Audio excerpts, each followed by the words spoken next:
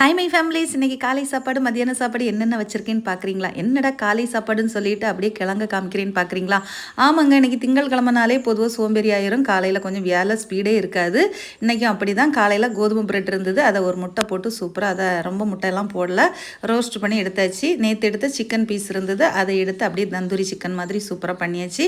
கூடவே பார்த்தீங்கன்னா மரிச்சினி கிழங்கும் துவையல் தான் பண்ணியிருக்கேன். காலையில் இதுதான் பிரேக்ஃபாஸ்ட். எங்களுக்கு ஒரு துண்டு பப்பாளி இருந்தது, காலிஃப்ளவர் அப்படியே என்ன செஞ்சுருக்கேன் பொரியல் மாதிரி பண்ணி அதையும் பிள்ளைங்களுக்கு லஞ்ச் பேக் பண்ணியாச்சு.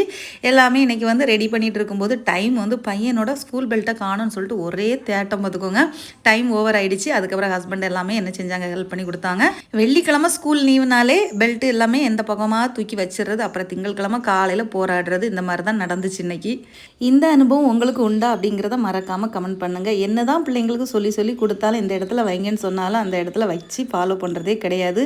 நம்மளுக்கு தான் டென்ஷன் தராங்க பாருங்கள்.